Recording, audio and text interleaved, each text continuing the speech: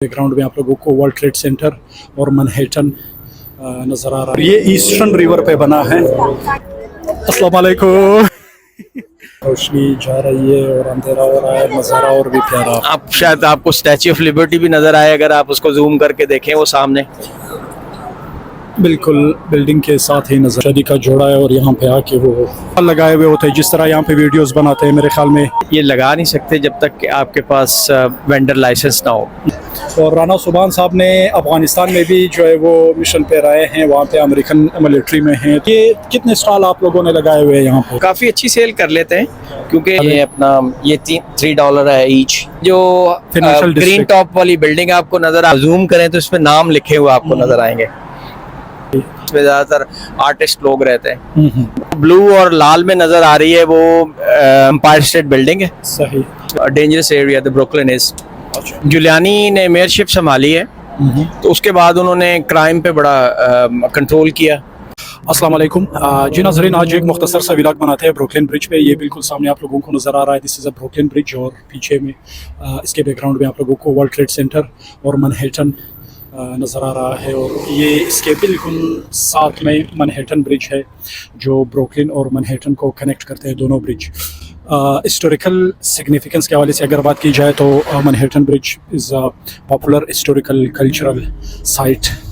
और हम जाते हैं आगे वहाँ पे बिल्कुल ब्रुकलिन ब्रिज के पास खड़े हो के वहाँ पे आप लोगों को इसकी ज्योग्राफी ब्रीफ और इसकी ब्रीफ हिस्ट्री और टूरिज़म के हवाले से इसकी क्या अहमियत है उस पर मुख्तसर सा एक व्लॉग बनाते हैं। और ये ब्रिज 1883 में ओपन हुआ था और उस वक्त से आज तक यानी ये दुनिया की सबसे लंबी सस्पेंशन ब्रिज है जो अभी यानी एक बहुत अहम टूरिस्ट और कल्चरल पॉइंट ऑफ अट्रैक्शन है यूएसए में। तो ये बैक साइड पे ब्रुकलिन नज़र आ रहा है और ब्रुकलिन का एरिया ढम्बू इसको कहते हैं, नेबरहुड। और इस जानिब मैनहट्टन है और ये बिल्कुल बैक साइड पे जो ब्रुकलिन ब्रिज उस जानिब खुलती है तो उसको फिनेंशियल डिस्ट्रिक्ट कहते हैं मैनहट्टन का।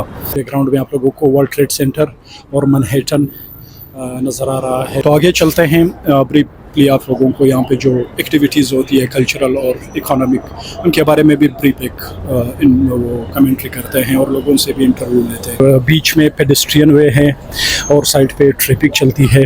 तो ये शादी का जोड़ा है और यहाँ पे आके वो एक तस्वीर फोटोग्राफी कर रहा है क्योंकि ये एक अहम स्पॉट है for the people who get recently married, for couples.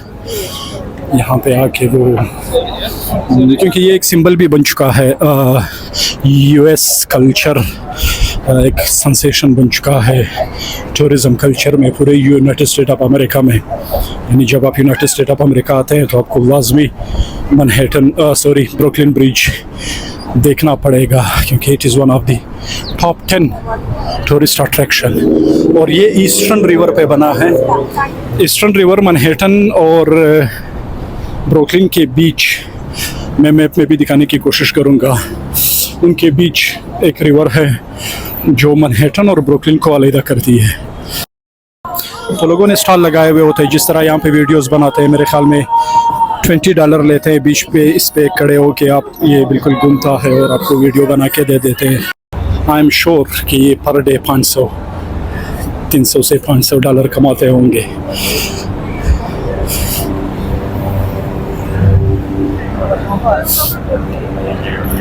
वो बिल्कुल सामने स्टैच्यू ऑफ लिबर्टी नज़र आ रही है।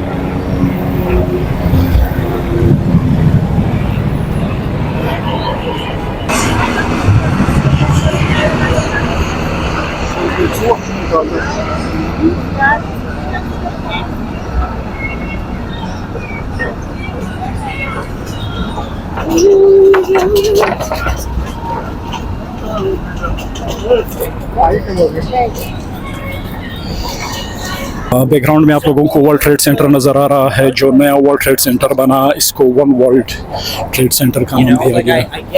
और ये मैनहट्टन का लोअर डाउनटाउन मैनहट्टन है, उस जानिब उसको अपर डाउनटाउन मैनहट्टन कहते हैं।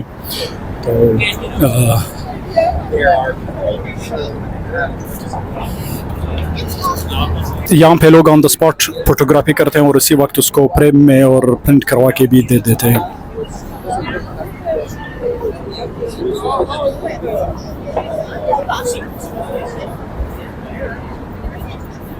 Oh sorry.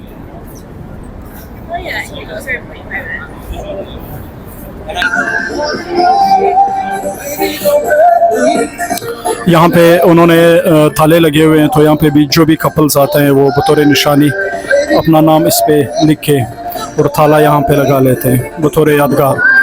खसूसन कपल्स आते हैं यहाँ पे। तो ये ब्रुकलिन ब्रिज अभी एक एडवर्टाइजमेंट और मूवीज़ एंड फैशन और यानी टूरिज़म के हवाले से एक पॉइंट ऑफ सेंसेशन बन चुका है।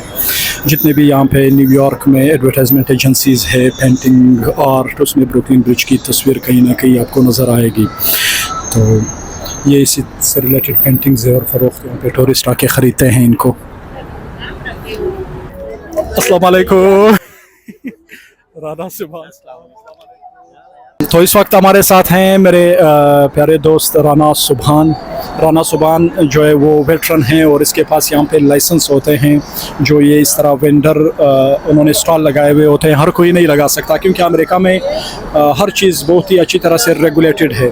तो राना सुभान साहब से ब्रीफली अबाउट ब्रुकलिन ब्रिज और इसकी सराउंडिंग और इसकी हिस्ट्री और यहाँ पे जो वेंडर स्टॉल लगे हुए हैं उनसे बात करते हैं। अस्सलाम वालेकुम सर। वालेकुम अस्सलाम, कैसे काकड़ भाई? अल्हम्दुलिल्लाह सर। तो आप हमें ब्रीफली बताएं, ये जो स्टॉल लगे हुए हैं ये आप लोगों ने लगाए हुए हैं और आप लोगों को लाइसेंस मिला है, किस बुनियाद पे? जी, ये जो स्टॉल यहाँ पे लगे होते हैं, ये आप स्टॉल जो है ये लगा नहीं सकते जब तक कि आपके पास वेंडर लाइसेंस ना हो। तो वेंडर लाइसेंस के लिए जो है एक बहुत लंबा अरसा होता है, आपको अप्लाई करना पड़ता है। और आम पब्लिक के लिए जो अगर आप अप्लाई करें तो it's about take 25 years to get the licence. यानी वेटिंग पीरियड 25 years होता है? जी, वेटिंग पीरियड 25 ईयर है तकरीबन। लेकिन अगर आप वेटरन हैं, आर्मी से रिटायर्ड हैं और डिसेबल वेटरन हैं तो आपको ये लाइसेंस जो है तकरीबन एक हफ्ते में मिल जाता है। तो यानी आप लोगों को लाइसेंस मिला हुआ है और ये स्टॉल जितने भी यहाँ पे रिटायर यानी मिलिट्री में जिन्होंने खिदमत सर अंजाम दी हो तो उनको वेटरन कहते हैं अमेरिका में। और राना सुभान साहब ने अफ़गानिस्तान में भी जो है वो मिशन पे रहे हैं, वहाँ पे अमेरिकन मिलिट्री में हैं। तो यहाँ पे काफ़ी अरसे से ही सिटीज़न है और यहाँ पे मिलिट्री के जो रिटायर जितने भी पर्सनल्स होते हैं उनके अपने कुछ प्रिविलेजेस होते हैं। तो राना साहब इस तरफ एक चक्कर लगाते हैं। जी जी जी, देखते हैं जी। तो ये कितने स्टॉल आप लोगों ने लगाए हुए हैं यहाँ पे? जी, ये जो जितने भी वेंडर हैं ये प्राइवेट वेंडर होते हैं जिन्होंने अपना पैसे खर्चे होते हैं। सही। और ये अपना स्टॉल लगा लेते थे और वेंडर जो लाइसेंस होल्डर है उसको हायर करते हैं। लेकिन जो लीगली जो है वो ये वेंडर के नाम पे ही होता है। अच्छा। तो वेंडर अगर यहाँ पे पुलिस वाले आते हैं इसको चेक करने और इसकी हाइट देखते हैं, विड्थ देखते हैं और तो अगर वो लीगल लॉ के मुताबिक नहीं है 3 फुट बाय 5 फीट तो फिर वो उसको टिकट देते हैं। लेकिन टिकट जो है वो फिर वेटरन्स के नाम पे होती है। अच्छा। क्योंकि they are the legally owner of that जो वेंडिंग लगा हुआ है टेबल। सही। यानी वो उन्होंने आप लोगों की खिदमत हासिल की हुई होती है और ये बिज़नेस उनका होता है। आप लोग सिर्फ बतौर लाइसेंस उनको अपनी सर्विसेज देते हैं और ये आप लोगों को पे करते हैं? जी जी, ऐसे ही। तो पर डे इनकी बात करते हैं, ये जो यहाँ पे फॉर एग्जांपल इतना स्टॉल अगर उन्होंने लगाया हुआ है तो पर डे ये कितना सेल करते होंगे एवरेज? ये तो डिपेंड करता है कि आपकी जो अपना सेल जो है वो आपका जो टेबल है वो किस जगह पे है। तो ये काफ़ी अच्छी सेल कर लेते हैं क्योंकि ये डिपेंड करता है जो विजिटर आते हैं उनकी ट्रैफिक पे कि कितना विजिटर आ रहा है। और ब्रुकलिन ब्रिज आपको पता है कि एक हिस्टोरिकल प्लेस है। तो यहाँ पे तकरीबन कम से कम नहीं तो रोज़ाना तकरीबन कोई 20 से 30 हज़ार बंदा जो है वो इस ब्रुकलिन ब्रिज को देखने आता है। रेगुलर यानी पासर बाइज आम दिनों में, अगर हॉलीडे सीजन हो बहुत ज़्यादा ट्रैफिक, यानी अगर हम पूरे मैनहट्टन की बात करें तो मैनहट्टन की किसी भी स्ट्रीट पे इतना पेडेस्ट्रियन नहीं गुजरता होगा जो यहाँ पे गुजर रहा। और यहाँ पे जो पेडेस्ट्रियन होते हैं पासर भाई वो भी टूरिस्ट होते हैं जी। टूरिस्ट ज़्यादा शॉपिंग करते हैं। जी, टूरिस्ट आते हैं, जैसे आप देख रहे हैं कि की चेन पड़े हुए हैं, ब्रेसलेट पड़े हुए हैं, सुवेनियर पड़े हुए हैं। ये देखें, इनकी अगर आप ब्रीफली ये प्राइसेस बता देखें, ये दें। अपना ये $3 है ईच। सही। और वो की चेन वगैरह जो हैं ये $1 ईच होते हैं। और ये बच्चों के लिए जो अपना छोटे मोटे ये जो चीज़ें हैं सही, बतौर ये- गिफ्ट लेके जी जाते जी, हैं। ये $4 है। उसके बाद जो है वो अपना कैप्स हैं न्यूयॉर्क की, और ये मैग्नेट वगैरह होते हैं। ये जो मैग्नेट वगैरह होते हैं आपके फ्रिज पे लगाने के लिए, ये $2 ईच होते हैं। तो ये ऐसी सारी चीज़ें हैं जो सुवेनियर टाइप होती हैं। तो सुवेनियर टाइप होती हैं, तो ये आपके जो है वो एज अ सुवेनियर लेके जाते हैं। अच्छा, फिर यहाँ पे यानी अगर वो कहीं पे भी लेके जा रहे होते हैं तो उनको बताते हैं कि ये बिल्कुल मैं न्यूयॉर्क से, जी। ब्रुकलिन ब्रिज पे स्टॉल लगा हुआ है, वहाँ से मैंने खरीदा है। चाहे जो भी चीज़ वो खरीद ले उसकी अपनी एक सिग्निफिकेंस बन जाती है। न्यूयॉर्क का तो आपको पता है, एक न्यूयॉर्क इज हिस्टोरिकल लैंडमार्क है अमेरिका में। सही। तो ब्रुकलिन ब्रिज जो है वो तो वैसे ही एक सबसे पुराना ब्रिज है, 1875। सही। तो उसके साथ में आपको नज़र आएगा वो मैनहट्टन ब्रिज है। सही। उसके साथ में अगर आप देखें तो आपको विलियम्सबर्ग नज़र आएगा। तो ये 3 ब्रिज बने हुए हैं। मेरे ख्याल में मैनहट्टन ब्रिज 1915 को ओपन हुआ था। जी जी जी, इनॉग्रेट ऐसे ही। हुआ था। अच्छा, ये इसके बारे में ब्रीफली बताएं, ये जो लगे हुए हैं यहाँ पे, ये जब बारिश होती है तो आप लोग जी, ये अपना ये वेंडर जो है ये टेक केयर करते हैं। सही। तो बाज़ अच्छे वेंडर हैं, बाज़ आपको ये पॉड नहीं देते। सही। तो बारिश वगैरह है, सर्दी है या हवा चल रही है, तो आप इसके अंदर बैठे हैं, आपने तो कुछ नहीं करना, सिर्फ आप बैठे हैं कि you are the legal owner of this table. Okay, यानी ये वेंडर्स ने आप लोगों के लिए लगाए हुए हैं जी, जी। ताकि आप लोग यहाँ पे आके मौजूद रहे एनी टाइम, अगर कोई पुलिस या इस तरह वो जी, जी। आए उनको जैसे आज inspection के लिए तो आप मौजूद होते हैं। जी, जैसे आज पुलिस इंस्पेक्शन करने आई थी, तो इंस्पेक्शन करके वो गए। तो बाज़ जगह पे आपको जो टेबल होता है उसकी चौड़ाई ऊंचाई कम होती है, तो फिर वो टिकट देके जाते हैं। अच्छा, सही। तो ये दिस इज मैनहट्टन, और वो बिल्कुल जो सामने नजर आ रहा है ये वर्ल्ड ट्रेड सेंटर। जी, ये फ्रीडम टावर इसको बोलते हैं हम। अच्छा। तो ये जो previously known as World Trade Center, वहाँ उसकी जगह पे बना हुआ है ये। बल्कि तो उससे थोड़ा सा हट के बना हुआ है। तो जहाँ पे वर्ल्ड ट्रेड सेंटर एक्चुअल थे, वहाँ पे अब जो है वो 9/11 मेमोरियल बना हुआ है। वहाँ पे भी कभी जाएंगे जब आप जी, इंशाल्लाह। सभी लोग बनाएंगे। और ये आपको पियर 7 ब्रुकलिन नजर आएगा। ये सारा वॉल स्ट्रीट का एरिया है। ये जो Financial ग्रीन district। टॉप वाली बिल्डिंग आपको नजर आ रही है, ये वुलवर्थ बिल्डिंग है। सही। ये भी बहुत पुरानी बिल्डिंग है, ये भी हिस्टोरिक लैंड मार्क है न्यूयॉर्क का। सही। और ये ईस्ट रिवर इसको कहते हैं। ये इस तरफ जो है वो ये ब्रुकलिन है सारा। सही। ये पियर्स हैं जी। यहाँ से अपना फेरीज चलती हैं, यहाँ से गवर्नर्स आइलैंड के लिए फेरी चलती है, स्टैटन आइलैंड के लिए फेरी चलती है। यहाँ पे लोकल फेरीज चलती हैं जो 34 स्ट्रीट पे जाती हैं, फिर विलियम्सबर्ग जाती हैं, उसके बाद 96 स्ट्रीट तक जाती हैं। अच्छा। जैसे आप देख रहे हैं ये सामने भी वेंडिंग के लिए लगी हुई हैं। ये इसके साथ ही आपको वेटरन भी नज़र आएगा खड़ा हुआ।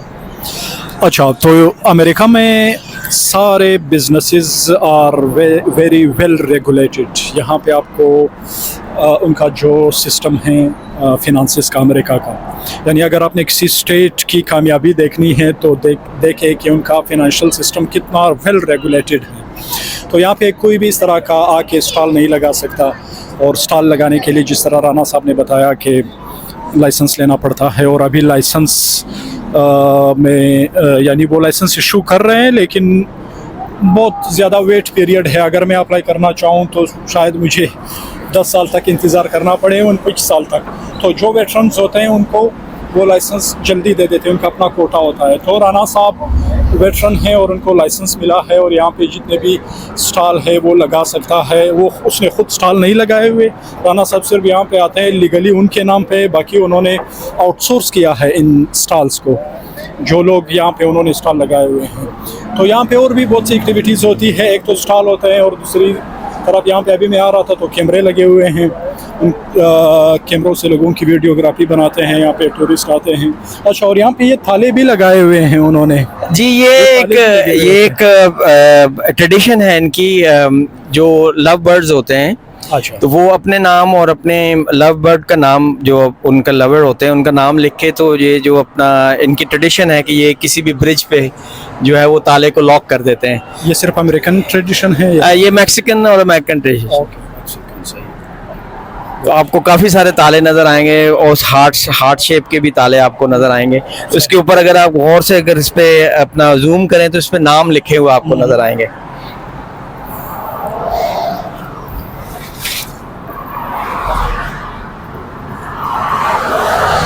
ये देखिए,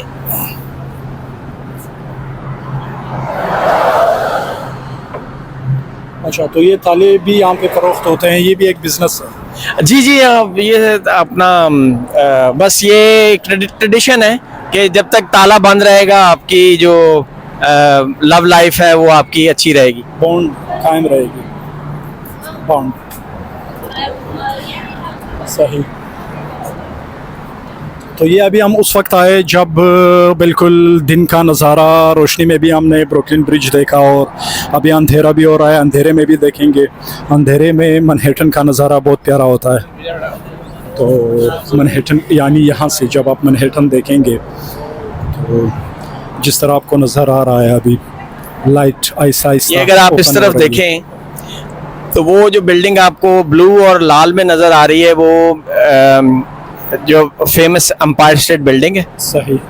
तो ये 34 स्ट्रीट और 5th एवेन्यू पे है, जो सबसे पहले जो लैंडमार्क दुनिया की सबसे बड़ी बिल्डिंग जो होती थी वो है ये एम्पायर स्टेट बिल्डिंग, जो आपको रेड में और ब्लू में नजर आ रही है। और इसके अगर आपने हडसन यार्ड देखना तो वो आपको वेस्ट साइड पे आपको नजर आएगा। अच्छा, जी हाँ, सही।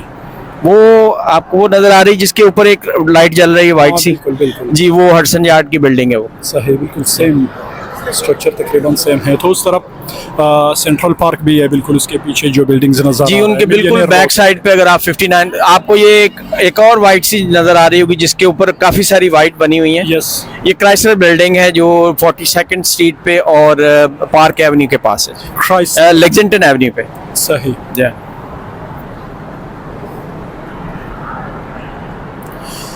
तो इसकी तामीर के दौरान भी मेरे ख्याल में 20 लोग मरे थे। फिर जब पहली दफ़ा ये इनाग्रेट हुआ था तो इनाग्रेशन के दौरान बहुत ज़्यादा मोब आया था, उस दौरान भी भगदड़ मचने से 20 अफराद मेरे ख्याल में मर गए थे। जी जी, ये इसकी सैड हिस्ट्री भी है ब्रुकलिन ब्रिज, लेकिन ये ब्रुकलिन ब्रिज जैसा एक मतलब जो एक अजूबा था जब ये बना था, तो पूरी दुनिया में इसकी जो शोहरत है वो इसी हिसाब से कि Brooklyn bridge is the one. और जो इसके इंजीनियर थे, चीफ इंजीनियर, वो भी मेरे ख्याल में इसी दौरान मर गए थे, ज़ख्मी हुए थे। फिर बाद में उसकी वाइफ ने इस बिल्डिंग को कंप्लीट किया। तो अभी यानी यहाँ पे जो जितने भी पासर्स बाय होते हैं वो फ्री गुजरते हैं, लेकिन गाड़ियाँ जो गुजरती हैं उनका टोल होता है। ये आपको ये जो है ये आपको ये जो सड़क है आपको नज़र आ रही है, ये इसका नाम है FDR ड्राइव। ये आपको ईस्ट साइड पे पूरा कवर करती है। जैसे आप पाकिस्तान में जो वो क्या उसको बाईपास जिसको कहते हैं, तो वैसी सड़क है ये ईस्ट साइड से करती है बाईपास और बाहर से जाती है, फिर ये राउंड करके तो वेस्ट साइड पे जाती है, तो वेस्ट साइड हाईवे बन जाती है। अच्छा, ये यानी ये मैनहट्टन के बिल्कुल सराउंडिंग सराउंड करती है मैनहट्टन के। सही। और इसके बाद फिर जो पहला एवेन्यू होता है वो मेरे ख्याल में फर्स्ट एवेन्यू है, इस तरह से फिर जो एवेन्यूज बने हुए होते हैं। जी, ये जो डाउनटाउन है वो नेम्स के साथ है, तो जो फिर वहाँ से जब आप जाते हैं थोड़ा सा ऊपर तो फिर वहाँ से एवेन्यूज शुरू होते हैं जो कि 1st एवेन्यू से लेकर 12th एवेन्यू तक है। सही। ये अभी नज़ारा बहुत प्यारा, जो ही रोशनी जा रही है और अंधेरा हो रहा है, नज़ारा और भी प्यारा। आप शायद आपको स्टैच्यू ऑफ लिबर्टी भी नज़र आए अगर आप उसको जूम करके देखें, वो सामने बिल्कुल बिल्डिंग के साथ ही नज़र आ रही है। तो यानी ब्रुकलिन ब्रिज उस जानिब जो खुलता है उसको फाइनेंशियल डिस्ट्रिक्ट की जानिब ये सिरा सिटी हॉल की तरफ जाता है। ये सिटी हॉल के पास ब्रुकलिन ब्रिज खत्म होता है या शुरू होता है मैनहट्टन की तरफ से। फिर आप जैसे ही उसके लेफ्ट साइड पे जाएंगे तो आपको ब्रॉडवे मिलेगा और साथ में ही फाइनेंशियल डिस्ट्रिक्ट शुरू हो जाता है। सही। और ये जो मैनहट्टन ब्रिज है, ये जब मैनहट्टन की तरफ ओपन होता है तो चाइना टाउन में मेरे ख्याल में ओपन होता है, मैनहट्टन के अंदर यानी चाइना टाउन में। जी जी, चाइना टाउन। और इस जानिब ब्रुकलिन की जानिब जब ये ओपन होते हैं दोनों, मैनहट्टन ब्रिज भी और ब्रुकलिन ब्रिज भी, तो उस एरिया को डम्बू कहते हैं। डम्बो कहते हैं। ये ज़्यादातर जो है वो, तो जब यूरोप से काफ़ी सारे लोग, जिनमें ज़्यादातर आर्टिस्ट लोग थे, तो वो जब यहाँ पे आए तो उनके लिए एक ऐसे इन्वायरमेंट की ज़रूरत थी जो उनको फुलफिल कर सके। तो उसमें ज़्यादातर लोग जो है विलियम्सबर्ग के एरिया में गए और डम्बो के एरिया में आबाद हुए। फिर ऐसे ही जब डेवलपमेंट शुरू हुई है यहाँ पे फ्लैटबुश एरिया की तरफ, तो वहाँ पे हाई राइज बिल्डिंग बनना शुरू हो गई। सही। और जो ये रेड हुक का एरिया है यहाँ पे साइड पे, तो रेड हुक का एरिया जो है वो बहुत ही एक गंदा इलाका था, जिसको आप कह सकते हैं खतरनाक इलाका भी था। उसके साथ समुंदर के साथ पियर्स के साथ लगता है। फिर वहाँ उन्होंने डेवलपमेंट शुरू कर दी, तो अब ये सारे हाई एंड एरिया बन गए जिसमें ज़्यादातर आर्टिस्ट लोग रहते हैं और यूरोपियन लोग रहते हैं। अच्छा, ये कब की बात है जो आप बात कर रहे हैं गवर्नर की, यानी जब ये ब्रुकलिन आबाद हुआ और इसमें एक्टिविटीज स्टार्ट हुई? यानी पहले ब्रुकलिन की हिस्ट्री भी मेरे ख्याल में बड़ी मुख्तसर है, यानी प्रीवियस 30 ईयर से ये इतना डेवलप्ड हुआ है। मैनहट्टन तो ऑलवेज यानी बहुत ही डेवलप्ड एरिया था न्यूयॉर्क में, तो ये ब्रुकलिन जो थे वो नाइबरहुड और इस तरह के साइड एरियाज थे। तो ये मेरे ख्याल में प्रीवियस 30 और नॉट 30 या 40 ईयर्स में 80s के ऑनवर्ड ही आबाद हुए हैं। जब जुलियानी ने मेयरशिप संभाली है तो उसके बाद उन्होंने क्राइम पे बड़ा कंट्रोल किया। जब क्राइम कंट्रोल हुआ है तो दूसरे इलाकों से, अमेरिका के दूसरी स्टेट से और यूरोप से और दूसरी जगहों से लोग यहाँ आके आबाद होना शुरू हो गए। It used to be a very dangerous area the Brooklyn is, बल्कि न्यूयॉर्क। सही। तो फिर उन्होंने जो है वो जुलियानी ने जो है वो क्राइम पे बहुत टफ थे। फिर उसके बाद जब ब्लूमबर्ग आया है तो उन्होंने डेवलपमेंट बहुत किए। जुलियानी का पीरियड कब था? जुलियानी किस दौर में आए थे वो? जुलियानी ये तकरीबन मेरा ख्याल है कि 96 में आए थे। अच्छा। तो 96 से पहले जो है, उनसे पहले एक अफ्रीकन अमेरिकन मेयर थे डिंकन, डेविड डिंकन।